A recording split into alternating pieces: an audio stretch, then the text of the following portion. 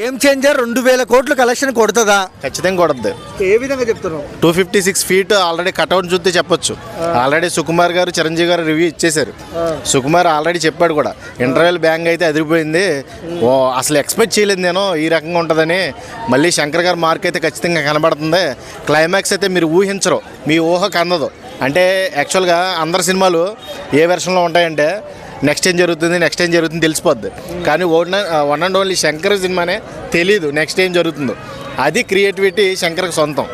శంకర్ని మించిన డైరెక్టర్ ఎవరు లేడిపోయా. ఈ మధ్యకాలంలో ఏదో డిజాస్టర్స్తో కొంచెం మరుగున పడిపోయాడు, కానీ శంకర్ కన్నా తోపు డైరెక్టర్ ఎవడో లేడు నా దేశ ఇండస్ట్రీలో. తెలుగులో ఫస్ట్ టైం రామ్ చరణ్తో జతకట్టి చేస్తున్నాడు. ఇప్పటివరకు తెలుగులో తీయలా, ఫస్ట్ టైం డైరెక్షన్ చేస్తున్నాడు. కాబట్టి ఈ సినిమాతో మళ్ళీ ఒక హిట్, ఒక రికార్డ్ అయితే రామ్ చరణ్ ఖాతాలో పడుతుంది కంపల్సరీ. శంకర్ గారు కూడా చాలా ప్రెస్టేజ్ ఇష్యూ ఇది. ఈసారి ఖచ్చితంగా కొట్టాల్సిందే, ఛాన్స్ లేదన్నమాట. ఈసారి కొడితేనే నిలబడగలడు బరిలో. అలాంటి పోరులో ఉన్నాడు కాబట్టి ఈసారి గట్టిగా కొడతాడని నాకు అనిపిస్తుంది. ఓవర్గా పుష్ప రికార్డులను షేక్ చేస్తుందా గేమ్ చేంజర్? గేమ్ చేంజర్ ఎందుకు షేక్ చేయదు? ఆల్రెడీ కట్అవుట్స్తోనే వరల్డ్ వైడ్ నెంబర్ 1 బిగ్గెస్ట్ కట్అవుట్గా నిలిచింది. అలాగే పొద్దున కలెక్షన్స్లో కూడా వరల్డ్ వైడ్ నెంబర్ 1 మూవీగా గేమ్ చేంజర్ నిలుస్తుంది. శంకర్కి ఇది ప్లస్, బాగా ప్లస్ మాట. లాస్ట్ టైంలో బెస్ట్ సినిమా అవుద్ది. ప్రమోషన్ కూడా సరిగ్గా చేయకున్నాడు అంటున్నారు కదన్నా, ఫ్యాన్స్ కొద్దిగా నిరాశ పడుతున్నారు, ఎలా చూడొచ్చు?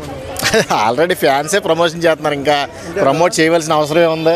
256 feet already world wide shake అవుతుంది. ఆ కట్అవుటే షేక్ అవుతుంది, విజయవాడలో పెట్టిన cutout.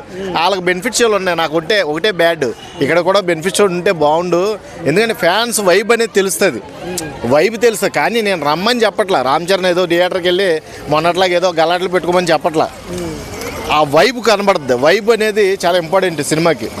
First talk is best talk. First టాకే నెంబర్ 1 హిట్ టాక్ పడింది అనుకో, ఆల్మోస్ట్ ఇక సినిమా వెళ్ళిపోద్ది, పైకి వెళ్ళిపోద్ది కలెక్షన్స్ వైజ్. నేను చెప్పేది శంకర్ గారి సినిమా అంటే మోస్ట్లీ హిట్టే.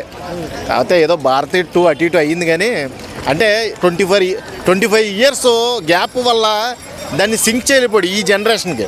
ఈ జనరేషన్కి సింక్ చేయలేకపోయాడు. కొంచెం ఎడిటింగ్ మిస్టేక్స్ కూడా ఉన్నాయి కాబట్టి ఆ రకంగా కొట్టుకుపోయింది. కానీ లేకపోతే ఆయన డిజాస్టర్స్ అంటే చాలా తక్కువ, మినిమం బిలో యావరేజ్ దాకా వచ్చి ఆగుద్ది. మరి సబ్జెక్ట్ లేకుండా అయితే తీయడైన. ఆయన సినిమాలు ఎలా ఉంటాయంటే రాబోయే తరాలో మళ్ళీ చూడాలనే సినిమాలే తీస్తాడు శంకర్. కాబట్టి రాజమౌళి, ప్రశాంత్ నీలు, లేకపోతే అనిల్ రావుపూడి వీళ్ళందరూ రాకముందే శంకర్కు ఒక బ్రాండ్ ఉంది. కాబట్టి ఆ బ్రాండ్ని బట్టి ఈసారి గట్టిగా కొట్టబోదానికి మన ముందుకు వస్తుంది.